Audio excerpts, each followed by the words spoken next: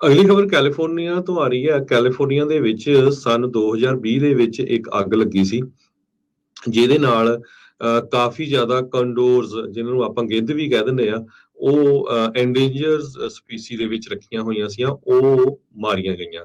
ਹੁਣ ਉਸ ਬੰਦੇ ਨੂੰ 24 ਸਾਲਾਂ ਦੀ ਸਜ਼ਾ ਕੋਰਟ ਵੱਲੋਂ ਸੁਣਾਈ ਗਈ ਹੈਗੀ ਆ। 12 ਦੇ ਕਰੀਬ ਐਂਡੇਂਜਰਡ ਕੈਲੀਫੋਰਨੀਆ ਕੰਡੋਰਸ ਜਿਹੜੇ ਆ, ਉਹਨਾਂ ਦੀ ਮੌਤ ਹੋ ਗਈ ਸੀ।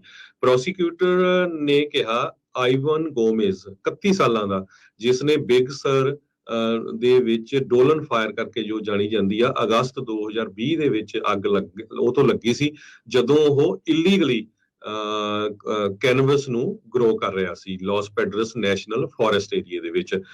ਅੱਗ ਇੰਨੀ ਜ਼ਿਆਦਾ ਫੈਲੀ ਉਸ ਟਾਈਮ ਤੇ 1,25,000 ਏਕੜ ਤੱਕ ਫੈਲ ਗਈ। 14 ਸਟਰਕਚਰ ਤੇ 80 ਏਕੜ ਕੋਂਡੋਰ ਦੀ ਸੈਂਚੁਰੀ ਸੀ, ਉਹ ਸੜ ਕੇ ਸੁਆਹ ਹੋ ਗਈ।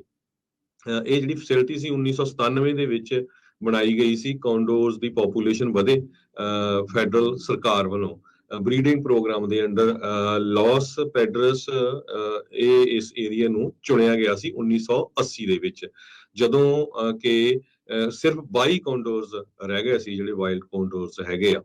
ਡੋਲਨ ਫਾਇਰ ਇੱਕ ਟਾਈਮ ਦੇ ਉੱਤੇ 14 ਫਾਇਰ ਫਾਈਟਰਸ ਵੀ ਮੌਤ ਦੇ ਕਿਨਾਰੇ ਪਹੁੰਚ ਗਏ ਸੀ, ਕਿਉਂਕਿ ਜਿੱਥੇ ਉਹਨਾਂ ਦਾ ਫਾਇਰ ਸਟੇਸ਼ਨ ਸੀ ਉੱਥੇ ਪੂਰੀ ਅੱਗ ਲੱਗ ਗਈ ਸੀ। ਸੋ ਜਾਣਬੁੱਝ ਕੇ ਲਾਈ ਗਈ ਇਸ ਅੱਗ ਤੇ ਗੋਮੇਜ਼ ਨੂੰ 16 ਫੈਲਨੀ ਕਾਊਂਟਸ ਦੇ ਉੱਤੇ ਚਾਰਜ ਕੀਤਾ ਗਿਆ। Arson, throwing rocks at vehicles, cultivating cannabis ਤੇ 12 counts of cruelty to animals. So ਉਹ ਹੁਣ ਸਟੇਟ ਪ੍ਰਿਜ਼ਨ ਦੇ ਵਿੱਚ ਸਰਵ ਕਰੂਗਾ। ਇਸ ਅੱਗ ਬੁਝਾਉਣ ਨੂੰ 6 ਤੋਂ ਲੈ ਕੇ 7 ਮਹੀਨੇ ਲੱਗ ਗਏ ਸੀ। ਅਗਲੀ ਖਬਰ ਕੈਲੀਫੋਰਨੀਆ ਤੋਂ ਆ ਰਹੀ ਹੈ। ਕੈਲੀਫੋਰਨੀਆ ਦੇ ਵਿੱਚ ਸਨ 2020 ਦੇ ਵਿੱਚ ਇੱਕ ਅੱਗ ਲੱਗੀ ਸੀ, ਜਿਹਦੇ ਨਾਲ ਕਾਫੀ ਜ਼ਿਆਦਾ ਕੰਡੋਰਸ, ਜਿਹਨਾਂ ਨੂੰ ਆਪਾਂ ਗਿੱਧ ਵੀ ਕਹਿ ਦਿੰਦੇ ਆ, ਉਹ ਐਂਡੇਂਜਰ ਸਪੀਸੀ ਦੇ ਵਿੱਚ ਰੱਖੀਆਂ ਹੋਈਆਂ ਸੀਆਂ, ਉਹ ਮਾਰੀਆਂ ਗਈਆਂ। ਹੁਣ ਉਸ ਬੰਦੇ ਨੂੰ 24 ਸਾਲਾਂ ਦੀ ਸਜ਼ਾ ਕੋਰਟ ਵੱਲੋਂ ਸੁਣਾਈ ਗਈ ਹੈਗੀ ਆ। 12 ਦੇ ਕਰੀਬ ਐਂਡੇਂਜਰਡ ਕੈਲੀਫੋਰਨੀਆ ਕੰਡੋਰਸ ਜਿਹੜੇ ਆ, ਉਹਨਾਂ ਦੀ ਮੌਤ ਹੋ ਗਈ ਸੀ। ਪ੍ਰੋਸੀਕਿਊਟਰ ਨੇ ਕਿਹਾ ਆਈਵਨ ਗੋਮੇਜ਼ 31 ਸਾਲਾਂ ਦਾ, ਜਿਸ ਨੇ ਬਿਗ ਸਰ ਦੇ ਵਿੱਚ ਡੋਲਨ ਫਾਇਰ ਕਰਕੇ ਜੋ ਜਾਣੀ ਜਾਂਦੀ ਆ, ਅਗਸਤ 2020 ਦੇ ਵਿੱਚ ਅੱਗ ਉਹ ਤੋਂ ਲੱਗੀ ਸੀ, ਜਦੋਂ ਉਹ ਇਲੀਗਲੀ ਕੈਨਵਸ ਨੂੰ ਗਰੋ ਕਰ ਰਿਹਾ ਸੀ ਲਾਸ ਪੈਡਰਸ ਨੈਸ਼ਨਲ ਫੋਰੈਸਟ ਏਰੀਆ ਦੇ ਵਿੱਚ।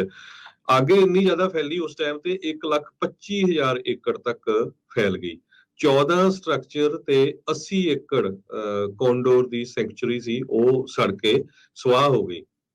ਇਹ ਜਿਹੜੀ ਫੈਸਿਲਿਟੀ ਸੀ 1997 ਦੇ ਵਿੱਚ ਬਣਾਈ ਗਈ ਸੀ। ਕੋਂਡੋਰਸ ਦੀ ਪੋਪੂਲੇਸ਼ਨ ਵਧੇ, ਫੈਡਰਲ ਸਰਕਾਰ ਵੱਲੋਂ ਬਰੀਡਿੰਗ ਪ੍ਰੋਗਰਾਮ ਦੇ ਅੰਡਰ ਲਾਸ ਪੈਡਰਸ ਇਸ ਏਰੀਆ ਨੂੰ ਚੁਣਿਆ ਗਿਆ ਸੀ 1980 ਦੇ ਵਿੱਚ, ਜਦੋਂ ਕਿ ਸਿਰਫ 22 ਕੋਂਡੋਰਸ ਰਹਿ ਗਏ ਸੀ, ਜਿਹੜੇ ਵਾਈਲਡ ਕੋਂਡੋਰਸ ਹੈਗੇ ਆ।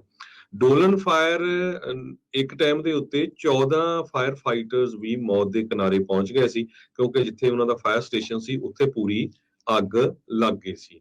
ਸੋ ਜਾਣਬੁੱਝ ਕੇ ਲਾਈ ਗਈ ਇਸ ਅੱਗ ਤੇ ਗੋਮੇਜ਼ ਨੂੰ 16 ਫੈਲਨੀ ਕਾਊਂਟਸ ਦੇ ਉੱਤੇ ਚਾਰਜ ਕੀਤਾ ਗਿਆ।